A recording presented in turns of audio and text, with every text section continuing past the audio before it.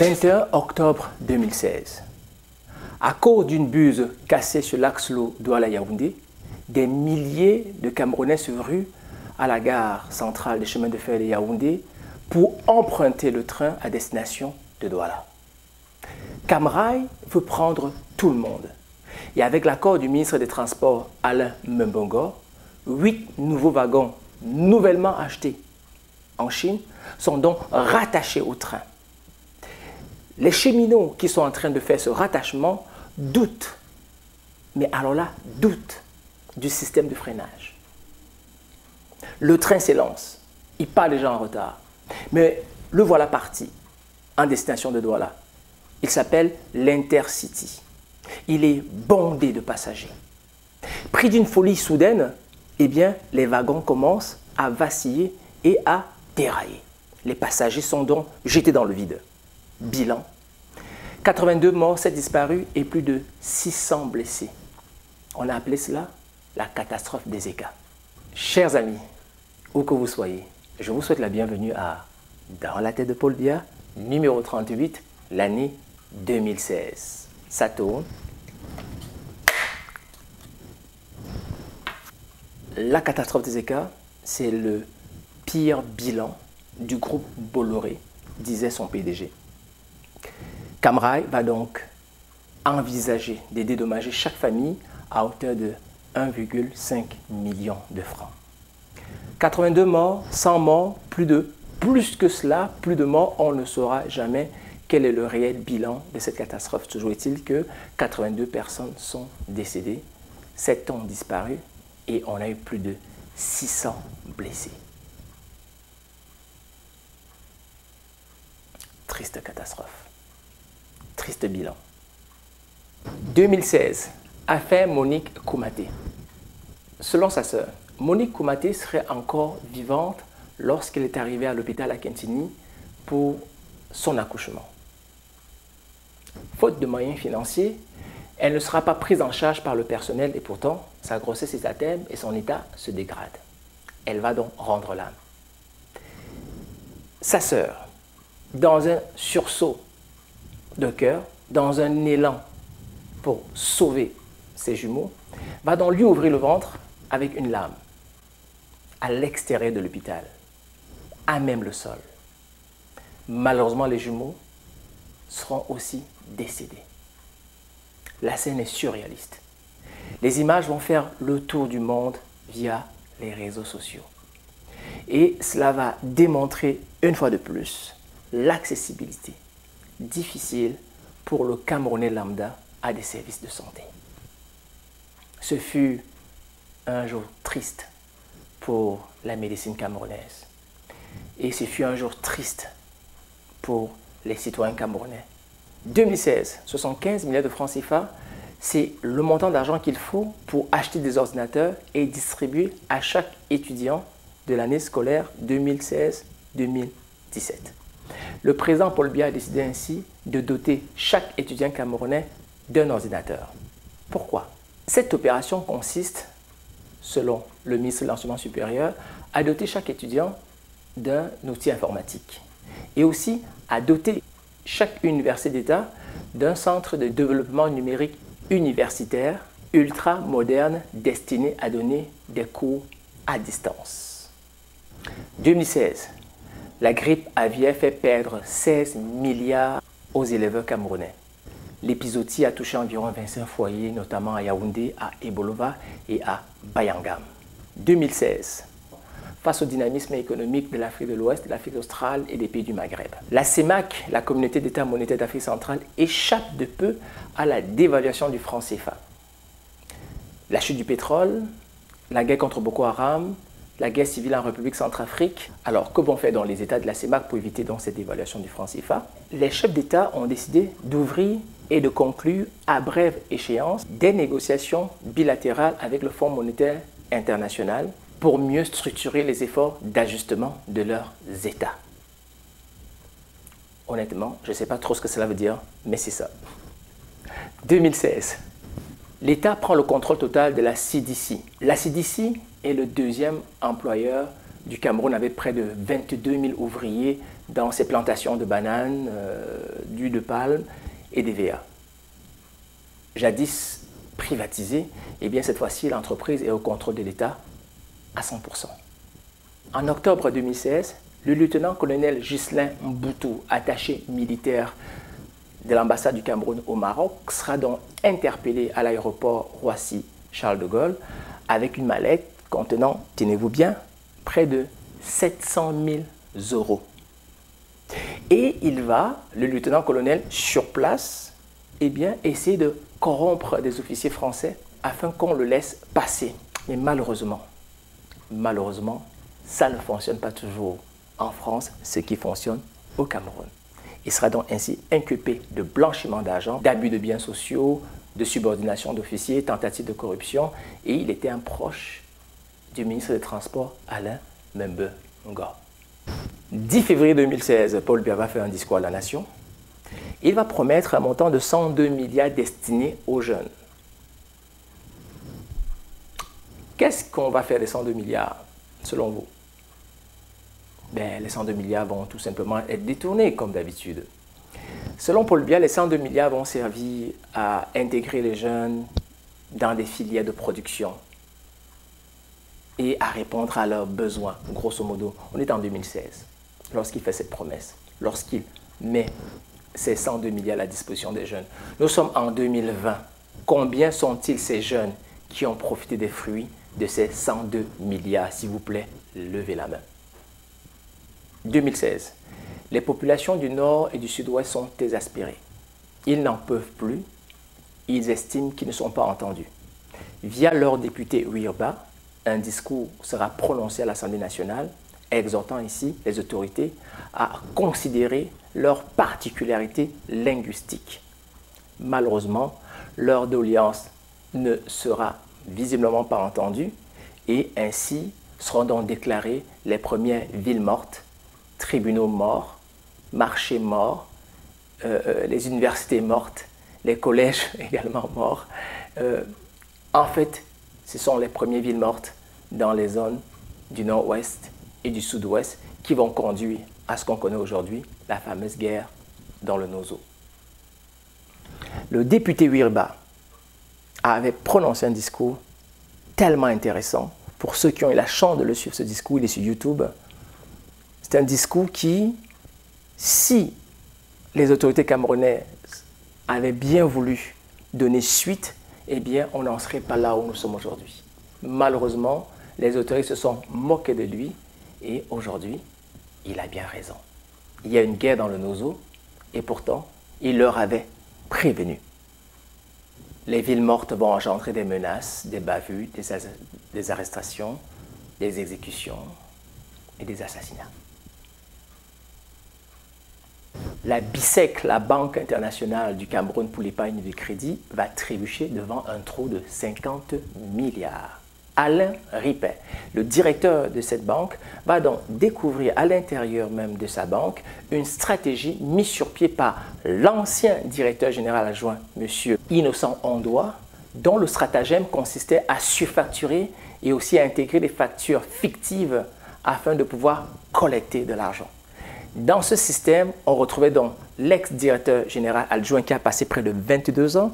Et ça m'envoie vous faire remarquer que lorsqu'on met au poste des institutions ou des grandes entreprises ou des grandes banques, que ce soit publiques ou parapubliques, eh bien, on se rend bien compte que les personnes qui restent longtemps à des postes de responsabilité, eh bien, ce sont ces personnes qui sont souvent à l'origine d'un système de corruption, un système, n'est-ce pas, de dilapidation des biens publics. Donc, ce monsieur Innocent Ondoa, innocent, il n'est pas vraiment innocent que ça, l'ex-directeur général adjoint, va donc monter sa stratégie avec l'aide d'un expert comptable au nom de Benoît Ekoka, qui lui aussi aura besoin de l'aide du directeur comptable qui est M. Samuel Gando. Et bien sûr, pour que le tout fonctionne, ça prend un entrepreneur à l'extérieur de la BICEC. Ils vont donc trouver donc, un monsieur qui s'appelle Niamsi. Lui, il va donc créer la compagnie, l'entreprise fictive donc, qui va donc servir de faire ce sale boulot, cette sale besogne de surfacturer. Voilà comment ils fonctionnaient. Ils étaient 4. Et les 4 ont pu détourner 50 milliards. En 2016, le ministre Laurent Esso va proposer un projet de loi 989 dans 989 à l'Assemblée nationale et au Sénat visant à punir l'adultère. Vous l'avez bien entendu. Selon le ministre Laurent Esso, un mari pris en flagrant délit d'adultère était passible d'une amende de 2 à 6 mois d'emprisonnement ferme. Toutefois, pendant la procédure, le mari n'était donc pas obligé de quitter le domicile conjugal. Autrement dit, madame ne peut l'expulser du domicile conjugal pendant la procédure judiciaire. Et bien sûr, c'est aussi le cas pour les femmes qui seraient, n'est-ce pas, surprises en cas de délit d'adultère. Le ministre Laurent Esso va plus loin encore ça. Il propose toujours dans son même projet de loi qu'on interdise la mendicité. Oui, vous l'avez bien entendu, la mendicité, dont toutes les personnes qui mendient mais en ayant les moyens de se nourrir, selon le ministre, devraient être punies.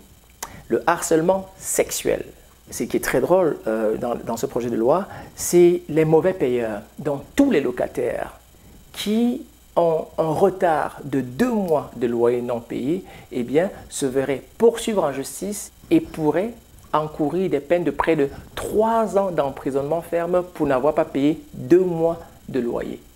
Je trouve cela abusif. Comment mettre en prison 3 ans une personne qui n'a pas payé 2 mois? Je sais, ils disent jusqu'à 3 ans. C'est quand même beaucoup, 3 ans d'emprisonnement pour un loyer non payé.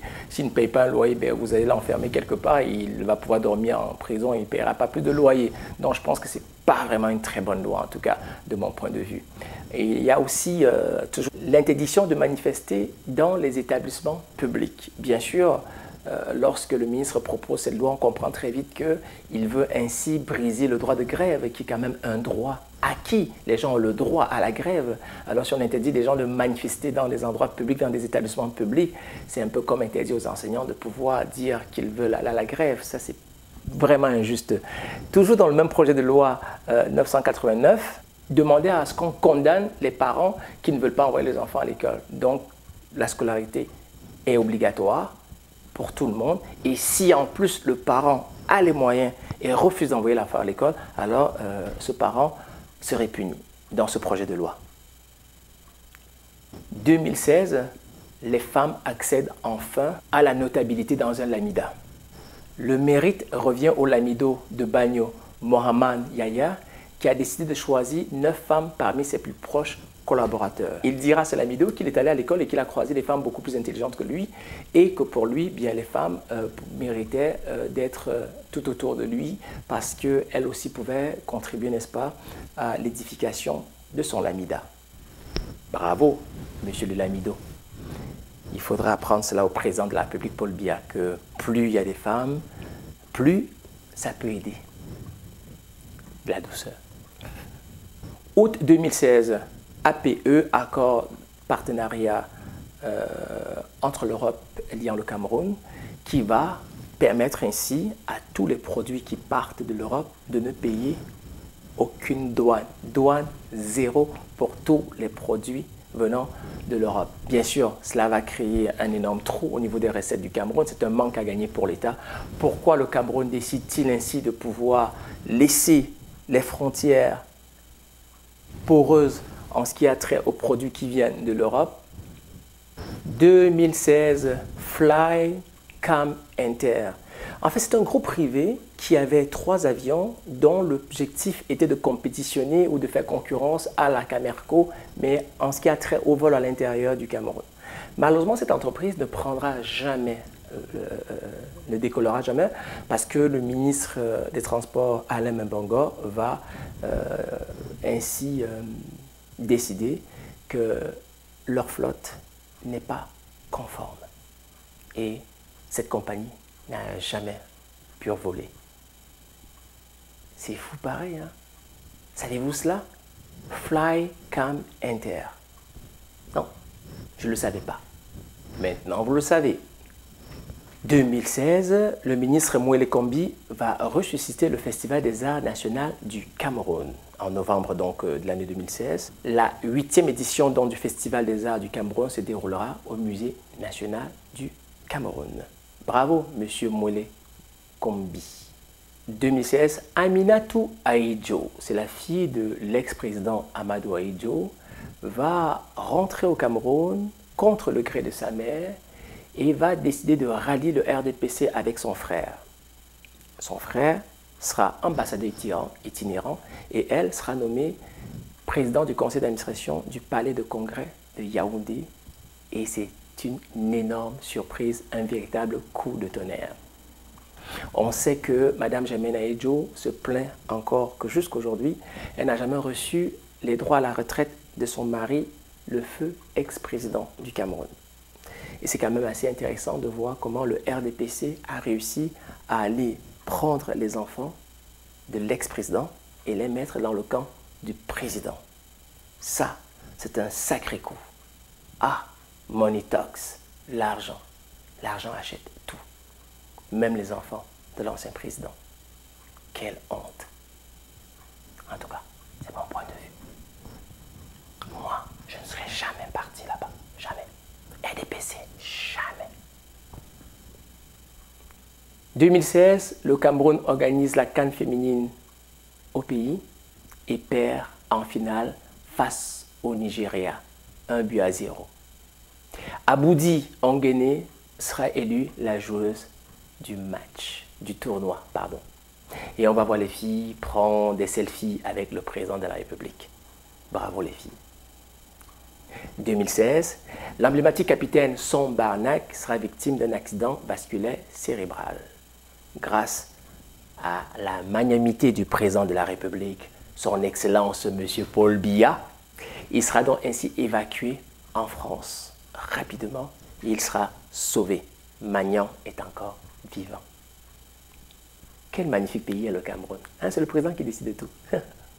2016, la chanson Coller la Petite va propulser le Cameroun sur la scène internationale grâce à l'artiste Franco qui deviendra ainsi une méga giga star avec des millions de vues sur YouTube. Paradoxalement, à l'intérieur du Cameroun, le préfet de la MIFI, Abba Foussam, a décidé d'interdire la chanson. Pour lui, Coller la Petite est une sorte d'appel à la dépravation des mœurs.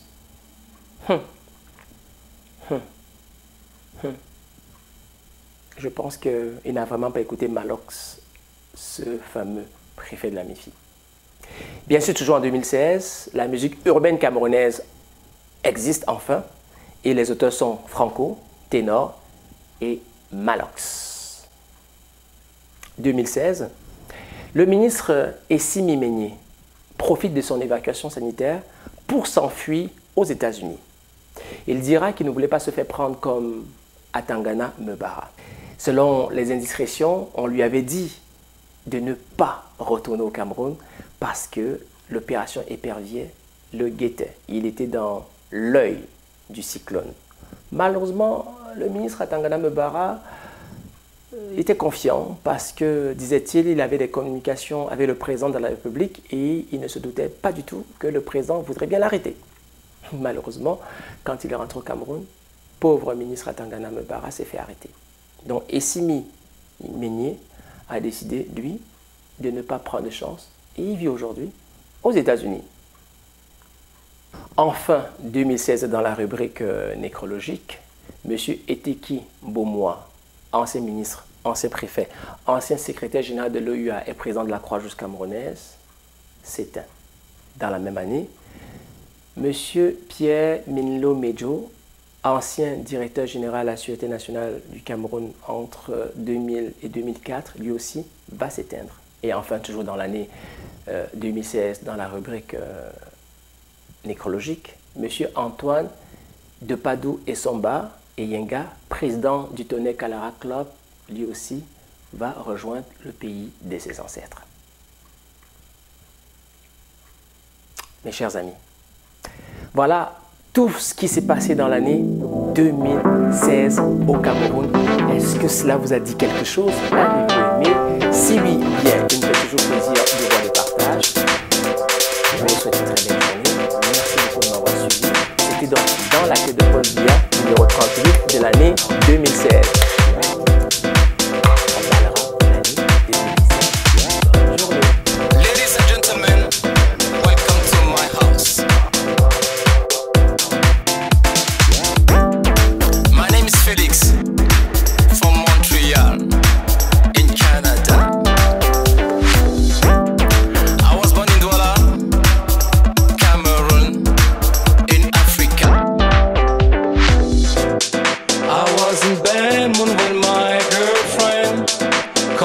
said it's over.